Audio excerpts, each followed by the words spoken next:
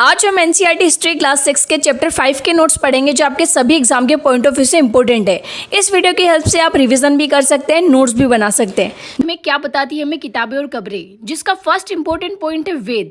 वेद जिसका सामान्य अर्थ होता है ज्ञान। तो ये वेद 4 प्रकार के होते हैं। First Rigveda, second Yajurveda, third Samaveda and fourth Atharvaveda. इनमें ऋग्वेद सबसे पुराना वेद है जिसकी रचना लगभग 3500 साल पहले हुई। ऋग्वेद में आपको देवी देवताओं के बारे में मिलेगा, वही अथर्ववेद में आपको जादू टोने की जानकारी मिलेगी। आगे लिखा है ऋग्वेद में 1000 से ज्यादा प्रार्थना है जिन्हें सूक्त कहा जाता है एंड इस ऋग्वेद की भाषा प्राक संस्कृत या वैदिक संस्कृत कहलाती है। यहाँ नेक्स्ट पेज पर आप देख सकते हैं ये ऋग्वेद की पांडुलिपि का एक पन्ना है। इस ऋग्वेद में विश्वामित्र नामक ऋषि और देवियों के रूप में पूजित 2 नदियों के बीच वार्तालाप को बताया गया है। हम इस चैप्टर में वही पॉइंट्स कवर करेंगे जो आपके एग्जाम के पॉइंट ऑफ व्यू से इंपॉर्टेंट है। वैसे इसे पढ़ने की नीड तो नहीं है क्योंकि ये सब आपका टाइम वेस्ट करेगी और बाकी इसके बारे में कोई क्वेश्चन भी नहीं पूछा जाता।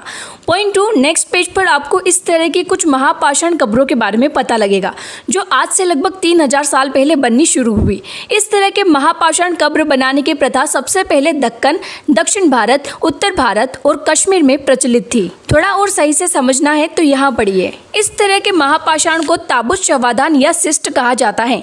यहाँ दिए गए सिस्ट में एक पोर्ट होल यानी बड़ा सुराख है जो शायद पत्थरों से बने हुए कमरे में जाने का रास्ता था। इन कब्रों में कुछ समानताएं। सामान्यतः मृतकों को खास किस्म के मिट्टी के बर्तनों के साथ दफनाया जाता था जिन्हें काले लाल मिट्टी के बर्तनों के नाम से जाना जाता है। इनके साथ ही मिले लोहे के औजार और हथियार, घोड़े के कंकाल और सामान तथा पत्थर और सोने के गहने। यहाँ नीचे लिखा है महापाषाण कब्रों से मिले लोहे के सामान।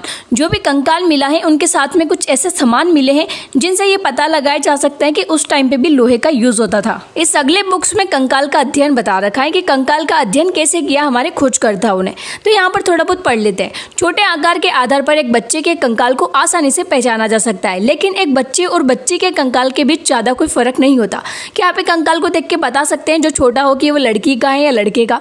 ऐसा तो पता चल जाएगा कि वो बच्चे का है क्योंकि छोटी छोटी बोन्स होगी, पर यह नहीं पता चलेगा कि वो लड़की है या लड़का। अब यहाँ पर क्या लिख रखा है, क्या हम पता लगा सकते हैं कि कंकाल किसी पुरुष का था या स्त्री का? कभी कभी लोग कंकाल के साथ मिले सामानों के आधार पर इसका अंदाजा लगाते हैं कि ये कंकाल किसका है। उदाहरण के लिए यदि कंकाल के साथ गहने मिले हैं तो कई बार उसे महिला का कंकाल मान लिया जाता है, लेकिन ऐसी समझ के साथ समस्या है क्योंकि अक्सर उस टाइम पे पुरुष भी आभूषण पहनते थे।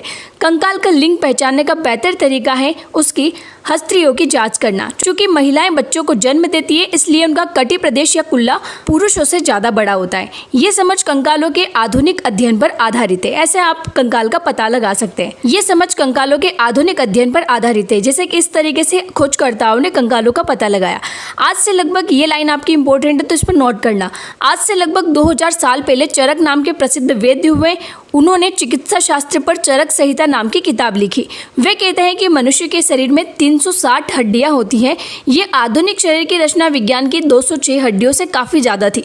यानी अभी के टाइम पे तो हमें क्या पढ़ाया जाता है कि 206 हड्डियां होती है मनुष्य के शरीर में, पर उस टाइम के जो चरक थे उन्होंने ये बताया कि 360 हड्डियां होती है। संभवतः चरक ने अपनी गिनती में दांत, हस्तरियों के जोड़ और कार्टिलेज को जोड़कर यह संख्या बताई थी। इस चैप्टर में ज़्यादा कुछ खास नहीं है, पर ये लास्ट पॉइंट भी देख लो। एटलस में चीन को देखो। लगभग 3500 साल पहले हम यहाँ की लेखन कला के सबसे पुराने उदाहरण पाते। ये जानवरों की हड्डियों पर लिखा गया था। इन्हें भविष्यवाणी करने वाली हड्डियाँ कहा जाता है क्योंकि यह मान्यता थी कि ये भविष्य बताती है। राजा लोग लिपिकारों से इन हड्डियों पर सवाल लिखवाते थे। क्या वे युद्ध जीतेंगे? क्या फसलें अच्छी होगी? क्या उन्हें पुत्र होंगे?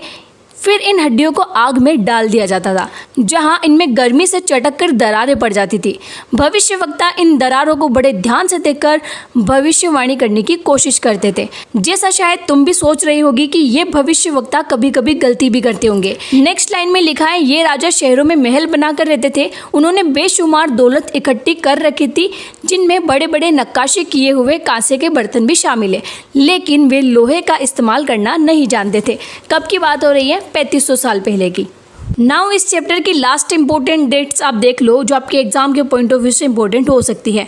वेदों की रचना का प्रारंभ लगभग 3500 साल पहले। महापाषाणों के निर्माण की शुरुआत लगभग 3000 साल पहले। इनाम गांव में कृषकों का निवास 3600 से 2700 साल पहले।